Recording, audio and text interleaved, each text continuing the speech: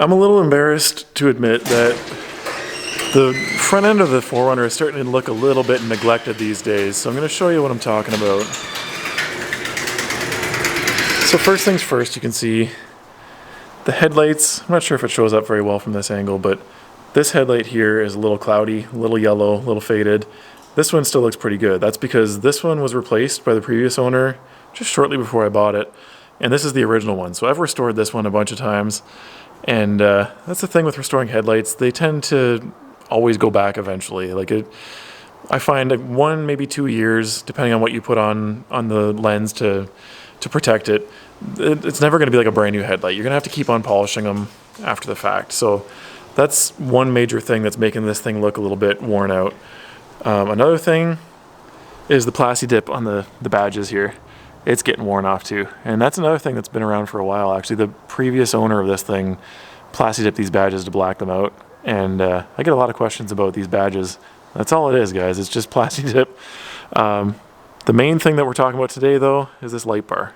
Now, it still works perfectly fine, but as you can see, these edges, they're getting sandblasted between our Canadian winters with all the salt on the roads. And also, I drove this 4Runner across country for our honeymoon. We towed a trailer from Ontario to British Columbia, so I got a video on kind of like the rundown of what it was like towing with this thing if you want to go check that one out.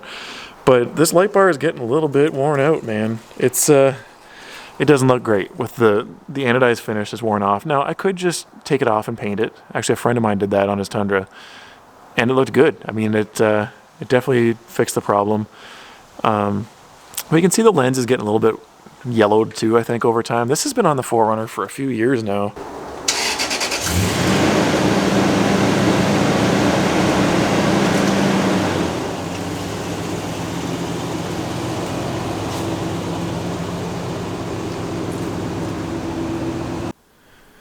Now, the thing is with this light bar, it's just a cosmetic issue right now, but I'm going to show you. It still works fine. You get these kind of factory looking buttons in here to turn them on. But yeah, you can kind of see it's turned on. It's this is just like a generic kind of a no-name light bar from eBay. It's got Philips LEDs in it, but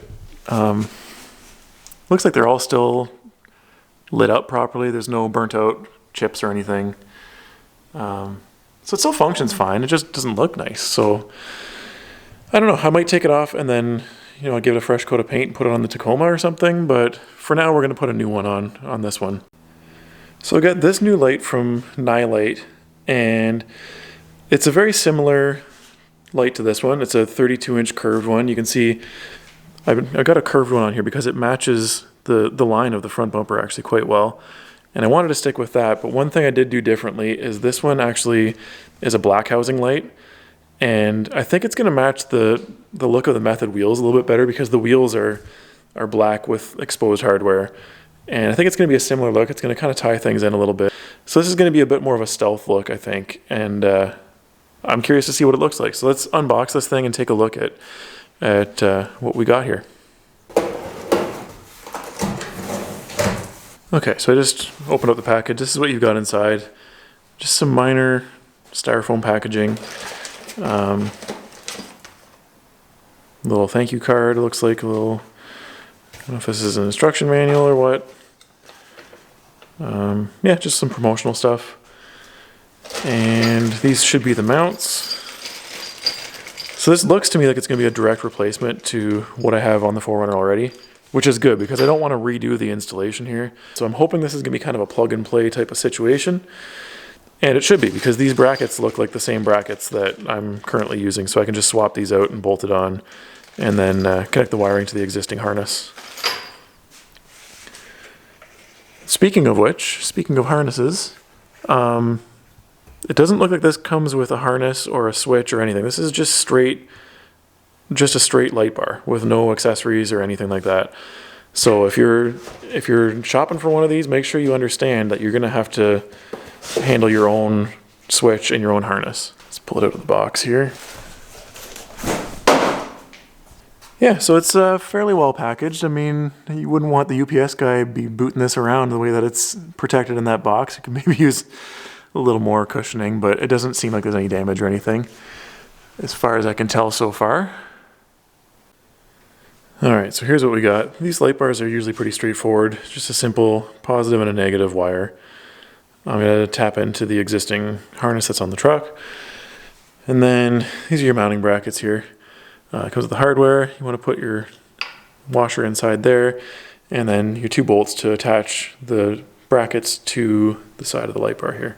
Very straightforward stuff. Not much to figure out here. So first up, we got to get this old light bar out. And these are all pretty much the same thing. It's like a 6mm Allen bolt. Same idea. They all pretty much mount the same. All of these like Chinese made light bars.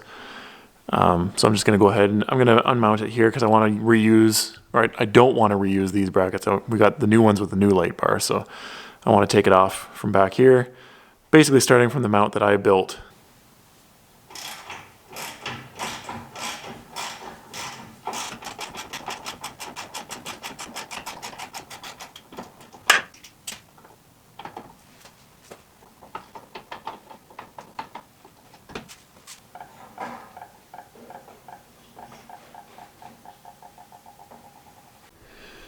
Alright, so I got the old light bar out, and I'm going to give you a little glimpse of the mount that I'm using, that I made for myself. This is just a piece of angle iron, and this is a very popular question here, my license plate brackets. This is just 1-inch strip metal that I bent, kind of like as an L bracket, and it also mounts to the back of this angle iron.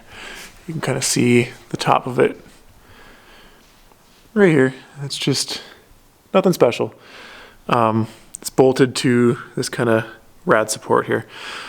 I don't recommend doing this. Honestly, I would do it differently if I was going to do it all over again. It wiggles too much, but I just had so many questions about how I mounted this light bar and the license plate, and it's not very often that I have no light bar in this bumper that I can show you. So there you go. So I chopped the wiring. I'm going to reuse this existing harness that I was using last time. Because why not? It's all the same stuff. If I would have bought a brand new harness with this light bar, chances are it would have been the exact same one anyways. You can see here the similarities of the light bars. Basically the same design. Now the internals are probably different. I'm assuming the main comparison here is the outer casing, of course, but that's obviously not all there is to it. So this is going to have more updated LED chips and stuff in it, I think. It's just an overall more modern light. And you know how the tech industry is constantly updating and changing. So I'm hoping that that's going to mean that this is a better quality light than the one that I'm replacing. This is a spot and a flood combo light, once again. And you can see the curvature, basically the same thing. So this is a straight replacement, but newer, hopefully better, and also black housing, and I think that's going to be a good look. So let's go ahead and get this wiring connected, and then we're going to mount this back into the original spot and see what it looks like.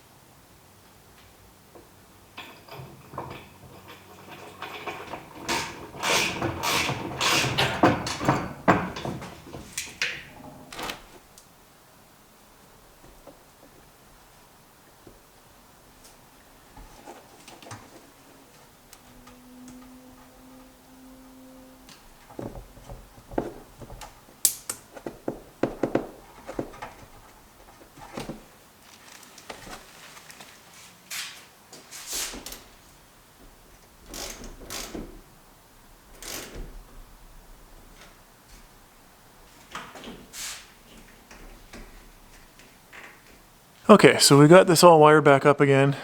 Again, pretty straightforward, red to red, black to black. I just use these 3M Scotch block, I think they're called, connectors. It's just what I had on hand. I'm going to be wrapping it up with tape anyways, but it's a good solid connection. You want to double check that they're in there tight. You can't pull them back out or anything, and so that's okay. Got this back connected to the battery again. Ran the wire same way that the old one was. I'm just going to tie this up once I see how much slack I have left. So next up is, let's check and see if it works.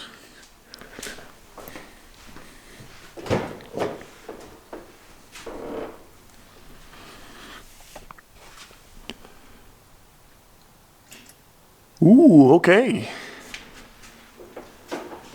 First of all, this looks much brighter than the old one. Yep. We've got no dead lights in it or anything. Looks like everything's up and running properly. Again, at first glance, this looks brighter than the other one, so I'm happy about that. So let's go ahead and turn this off, and we'll mount the actual light back onto the old light bar mount and see what this looks like.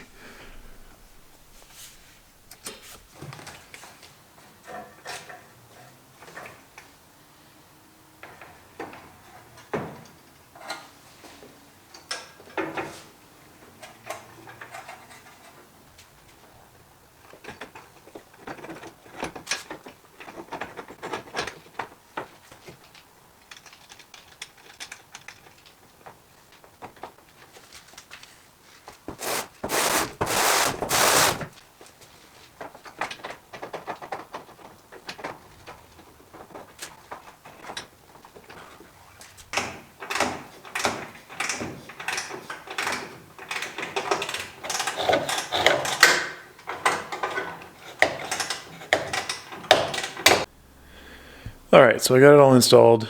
One other thing I wanted to mention, you want to make sure that you're using a fuse and a relay when you're coming up with your harness. I purchased like a pre-made harness when I bought these original light bars years ago, and they're super cheap. You can get them for like 20 or 25 bucks, I think, usually on Amazon or eBay or whatever, but make sure you're running a fuse and a relay when you're running these light bars. Safety is important. You don't want to melt your truck down just because you want to look all cool in the mall parking lot. Anyways, so one more step left to do here, and that's the fun part.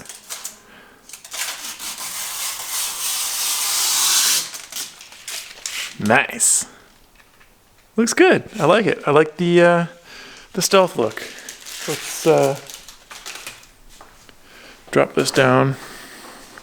Get the full effect. See how the front end is looking. Yeah, I like it.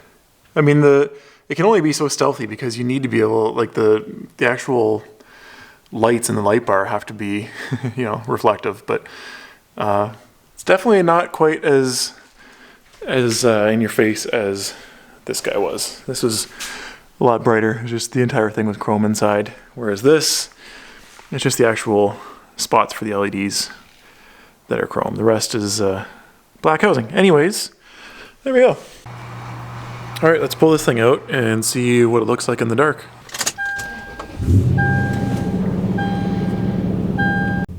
All right, I'm gonna go ahead and close the garage door. So right now I just got the LED headlights and the Bosla LED fog lights on. And let's test out the Nilight light bar. So that's the front bumper light bar now. And then let's do the roof light bar. So that's everything. That's just the Nilight bar. That's just the regular headlights and fog lights. Let's turn it off completely. That's just the running lights. Unfortunately, I can't turn those off. Let's just see the light bar on its own. That is definitely bright. Cool.